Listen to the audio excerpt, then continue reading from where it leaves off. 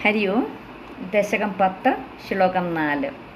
താവത് പ്രകോപമുദിതം പ്രതിരുന്ധതോസ്യ ഭ്രൂമധ്യതോ ജനിമൃഡോ ഭവദേകദേശഃ നാമാനി may കുരു പദാനി ച ഹാവിരിഞ്ചേത്യാദോരുരോധ കില തേന സരുദ്രനാമ. പദങ്ങളെ പിരിച്ചു നോക്കാം. താവത് പ്രകോപം ഉദിതം പ്രതിരുന്ധതഃ അസ്യ. താവത് പ്രകോപമുദിതം പ്രതിരുന്ധതോസ്യ ഭ്രൂമധ്യതഃ അജനി ഭ്രൂമധ്യതോ ജനി മൃഡോ മൃഡഃ ഭവത് ഏകദേശഃ ഭവദേകദേശഃ നാമാനി മേ കുരു പദാനി ച ഹാ വിരിഞ്ച ഇതി വിരിഞ്ചേതി ആദൗ രുരോധ കില തേന സഹ രുദ്രനാമ. നാമാനി മേ കുരു പദാനി ച ഹാ വിരിഞ്ചേത്യാദോരുരോധ കില തേന സ രുദ്രനാമ. പുസ്തകത്തിൽ വിരിഞ്ചേതി ആദൗ എന്ന് കൊടുത്തിട്ടുണ്ട്. അപ്പം ഒരുമിച്ച് ചേർത്ത് വായിക്കുമ്പം വിരിഞ്ചേത്യാദൗ രുരോധ കില തേന സ രുദ്രനാമ. താവത് പ്രകോപമുദിതം പ്രതിരുന്ധതോസ്യ ഭ്രൂമധ്യതോ ജനിമൃഡോ ഭവദേകദേശഃ നാമാനി മേ കുരു പദാനി ച ഹാവിരിഞ്ചേത്യാദോരുരോധ കില തേന സ രുദ്രനാമ. സർവത്ര ഗോവിന്ദനാമ സങ്കീർത്തനം. ഗോവിന്ദ ഗോവിന്ദ. ഹര നമ പാർവതീപതയേ. ഹര ഹര മഹാദേവ. ശ്ലോകം 4 അന്വയവും അർത്ഥവും നോക്കാം. താവത് ഉദിതം പ്രകോപം പ്രതിരുന്ധതഃ അസ്യ. താവത് ഉദിതം അപ്പോളുണ്ടായ പ്രകോപം, വർദ്ധിച്ച ആ കോപം, പ്രതിരുന്ധതഃ അസ്യ ആ മനസ്സിൽ ഒതുക്കി ബ്രഹ്മാവ്. എപ്പോഴുണ്ടായ ദേഷ്യമാണ്, കോപമാണ്?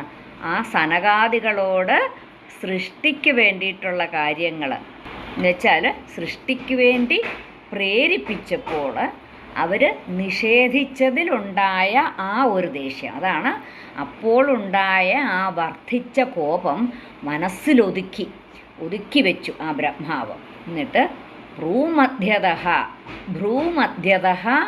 ഭവദേകദേശഃ മൃഡഃ അജനി.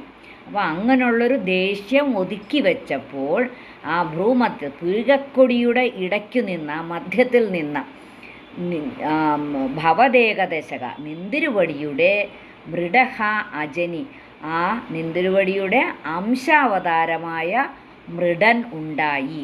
അപ്പോൾ ആ ദേഷ്യം അമർത്തി വെച്ചതിൻ്റെ ഫലമായിട്ട് ആ പുരികക്കൊടിയുടെ ഇടയ്ക്ക് നിന്ന് ആ ഒരു അംശാവതാരമായ മൃഡൻ ഉണ്ടായി. അതാ മൃഡഃ അജനി എന്ന് പറഞ്ഞാൽ ഉണ്ടായി.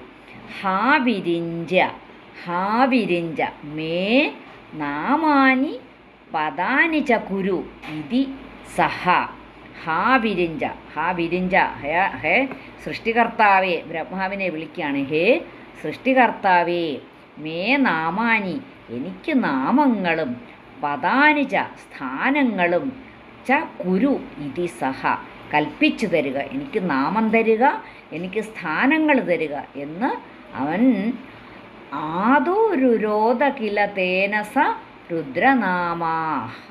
അപ്പം ആദ്യമേ തന്നെ ഇങ്ങനെ നിലവിളിച്ചുകൊണ്ട് എനിക്ക് നാമം തരൂ, എനിക്ക് സ്ഥാനം തരൂ എന്നിങ്ങനെ നിലവിളിച്ചു പറഞ്ഞുകൊണ്ടാണ് ആ പുരികക്കൊടിയിൽ നിന്ന് ജനിച്ചു വന്ന ആ മൃഡൻ പറഞ്ഞത്.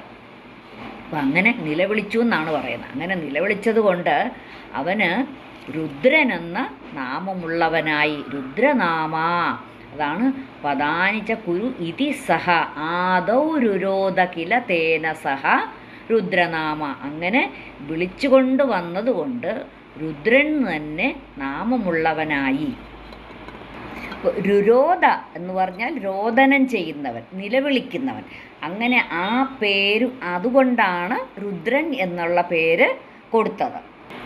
അപ്പോൾ ബ്രഹ്മാവിന് ആ സനൽകുമാരന്മാർ കാര്യത്തിൽ ഏർപ്പെടാത്തത് കൊണ്ടുണ്ടായ ആ കോപം അടക്കി വെച്ചത് കാരണം ആ ബ്രഹ്മാവിൻ്റെ ഇരുപുരികക്കൊടികളുടെ മധ്യത്തിൽ നിന്നും മൃഡൻ അവതരിച്ചു. ആ ജനിച്ചപ്പോൾ തന്നെ എനിക്ക് പേരുകളും സ്ഥാനങ്ങളും തന്നാലും എന്നിങ്ങനെ നിലവിളിച്ചുകൊണ്ട് അത്യുച്ചത്തിൽ നിലവിളിച്ചു കരഞ്ഞു. അതുകൊണ്ട് തന്നെയാണ് രുദ്രൻ, രുരോധ എന്ന ആ സംസ്കൃത പദത്തിൽ നിന്നാണ് രുദ്രൻ എന്ന് നാമം വിളിച്ചു എന്നാണ് പറയുന്നത്.